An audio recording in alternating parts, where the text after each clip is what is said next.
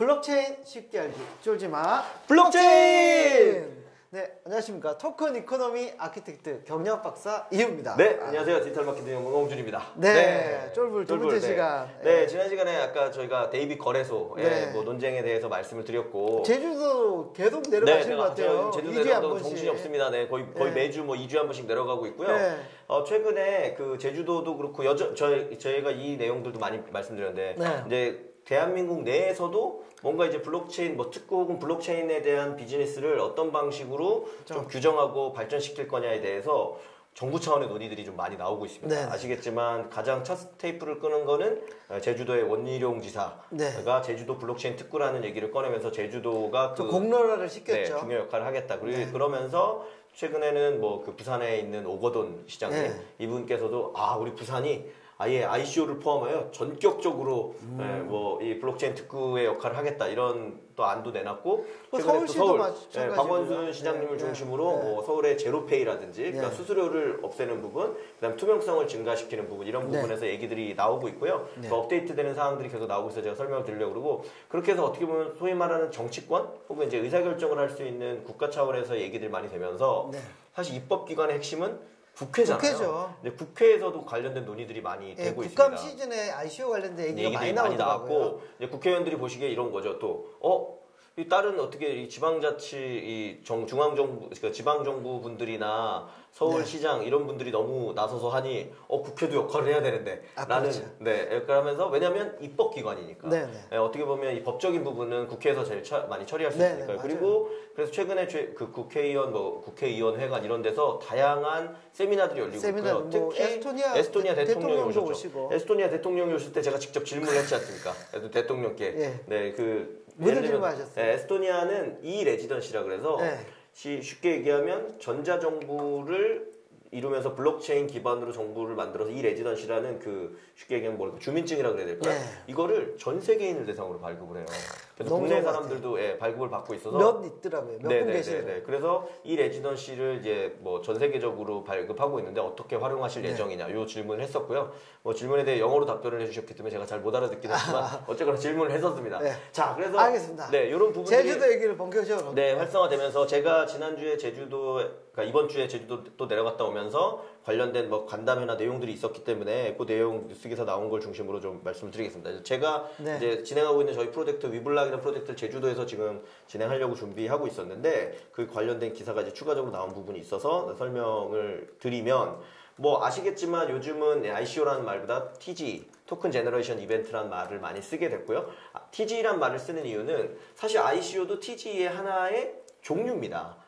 아시겠지만 TG가 토큰 제너레이션 이벤트, 그러니까 암호화폐를 좀 더 폭넓은 암호화폐를 발행하거나 암호화폐를 만들어내는 일을 TG라고 부르고 있고요. 거기에서 그 쉽게 얘기해서 자금을 모으는 행위 중에 하나 혹은 자금을 모으는 행위 중에 대표적인 말이 ICO. 그리고 IEO는 그냥 거래소에 상장하는 거. 거래소에 상장하면서 이제 자금 모으는 방식. 그다음에 그 불새 시간에 박사님께서 자세히 설명해 주신 ICCO. 이제 컨버터블. 컨버터블이어서 처음에는 토큰을 발행했다가 추후에 주식으로 바꿔줄 수 있는 이런 방식들을 다 포함한 내용이 토큰 제너레이션 이벤트다. 좀 더 폭넓은 개념이고 토큰 제너레이션 이벤트 자체는 자금 조달을 의미하지 않거든요.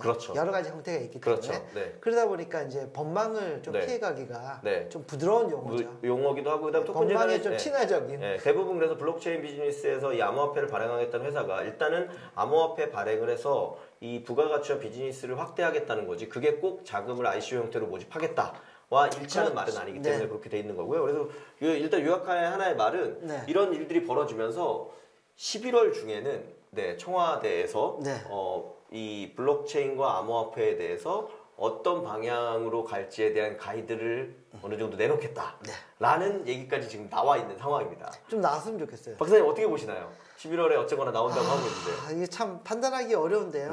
일단 현 정부가 이제 네. 일자리 창출이 제일 네. 급선무잖아요. 네. 블록체인 쪽으로도 네. 상당히 많은 일자리나 네. 새로운 프로젝트가 네. 고용 창출을 하고 있거든요. 네. 그래서 정부의 기조가 있기 때문에 네. 마냥 무시하지는 못할 것 같고요. 좀 적정선에서 이렇게 좀 허용을 하지 않을까라는 희망을 좀 가져봅니다. 그렇게 되지 않을까라는 기대도 갖고 있고요. 그래서 하여튼 이제 기사화된 내용에서 조금 설명을 드리면 어쨌거나 이제 저희가 그 제주도에서 하겠다고 한 거는 한국인으로 구성된 한국인이 중심이 되고 한국 서비스를 가장 우선적으로 하는 사실 블록체인 프로젝트들이 굉장히 많거든요. 그렇죠. 그러면은 한국의 법인을 세우고 하는 게 적절하지 않냐. 그러니까 기본적인 출발이었고 저는 이제 그 내용을 바탕으로 제가 뭐 진짜 청와대 국민청원도 올리고 여러 가지 것들을 했었고요. 그에 대해서 지금 제주도를 포함해서 첫 번째로 나오고 있는 얘기는 이제 일반인의 이런 분들이 직접 투자하거나 하는 거는 분명 위험성이나 리스크가 크다라는 거는 어느 정도 공감대가 다 있는 것 같아요. 근데 가장 기본적으로 그러면 쉽게 얘기하면 VC, 기존에 있던 전통의 VC라든지 크립토 펀드라고 해서 전문 투자를 할 수 있는 회사들은 이 블록체인 프로젝트에 투자하는 게 원활해야 되는데 지금 막혀 있는 이유는 특히 VC 자금의 대부분이 뭐 더 잘 아시는 부분이긴 하지만 중기부에서 나온 모태펀드라고 해서 정부에 직간접적으로 관여된 자금이 50% 이상 훨씬 더 큰 비중을 차지하고 있거든요. 그렇기 때문에 일단 역으로 VC나 이런 회사들이 블록체인 관련된 프로젝트나 서비스에는 투자를 하고 싶어도 위축되고 투자를 못하게 되는 역차별을 받고 있는 거죠. 그러니까 법적으로 투자할 수 있는 금융자산 범주에 크립토가 들어가지 않거든요. 그렇죠. 그렇기 때문에 투자 자체를 못하는 거예요. 그래서 법을 개정해야 되는 이슈는 있습니다. 그래서 이제 그거에 대한 부담감을 가지고 있고, 그래서 이제 제주도의 뭐 노희석 국장이나 이런 분이 얘기하시는 것도 그런 부분에서 이미 투자에 대해서 전문가의 시각을 가지고 있는 VC나 크립토 펀드 혹은 전문 투자자로 또 분류되는 분들이 있으시잖아요.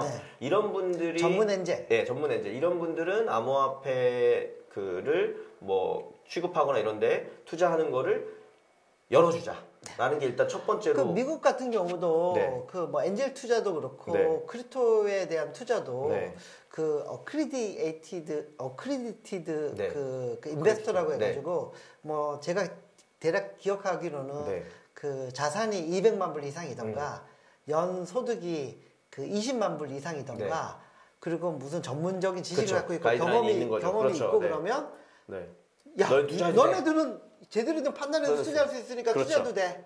그리고 그 사람들을 대상으로 ICO화하는 파일링, 그러니까 신청하는 그 프로세스가 되게 단순해요. 그래서 그 신청하고 좀 뭐 SEC에 신청하고 그 사람들만 모아가지고 ICO하는 경우도 꽤 있습니다.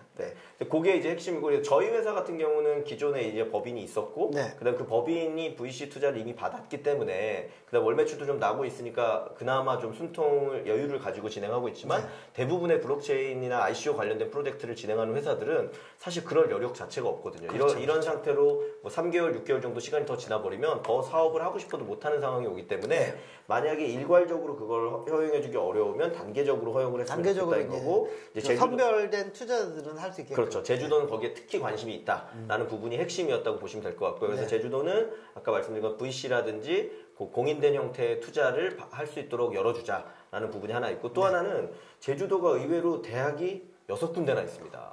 그렇게 돼요? 네네네. 그리고 그 IT 관련 학과가 있는 학교도 3-4개의 대학교가 있기 때문에 특히 제주대학교 같은 경우는 뭐 컴퓨터공학과도 있고 그런데 이제 실제로 제주도에 저희가 이제 그 지방정부에 계신 분하고도 얘기를 나눠보니 제주도에서 IT 관련된 이 학과를 졸업하고 그러니까 쉽게 얘기해서 IT 분야에 취직을 하고 싶은데 제주도 내에 취업이 되는 확률은 10%라고 합니다. 기업이 많지 않죠. 그 10%도 주로 어디 취업하는 거냐?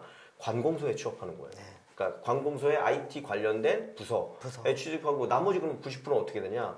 어쩔 수 없이 여행업이라든지 관광업 쪽에 취직을 하거나 소위 말하는 제주도에서 얘기하는 무수로 올라오는 거죠. 그러니까 서울이든 육지로 올라오는 이런 일들이 발생하고 있기 때문에 이제 그런 부분들의 해소를 위해서도 제주도를 이제 블록체인 쪽에 뭐 핵심으로 만들어서 진행을 하자 이런 부분이 이제 있었던 내용인 것 같고요. 그래서 그 제주도에서 그 내용을 들으면서 저희가 느낀 생각은 실제로 그래서 제주도에서 관련된 가이드라인이나 이런 것들을 점점 더 중요한 파일링 버전, 업데이트 버전을 만들고 있고 그걸 중앙정부랑 지금 협의를 많이 하고 있더라고요. 그래서 아마 그런 부분에 있어서 아까 부산 같은 경우는 좀 더 파격적으로 아예 일단 다 규제 샌드박스존처럼 완전히 아예 설정을 하고 뭐 하겠다 이런 부분도 있고 서울시는 아까 말씀드린 것처럼 제로페이나 이런 것처럼 해서 결제 부분에 부담을 덜어주고 신용을 높이는 부분을 하고 있고 이런 내용들이 지금 전체적으로 얘기들이 되고 있고 아까 말씀드린 것처럼 청와대나 그 정부 중앙 정부 차원에서도 의사결정을 하기 직전에 있는 나와 있는 상황이고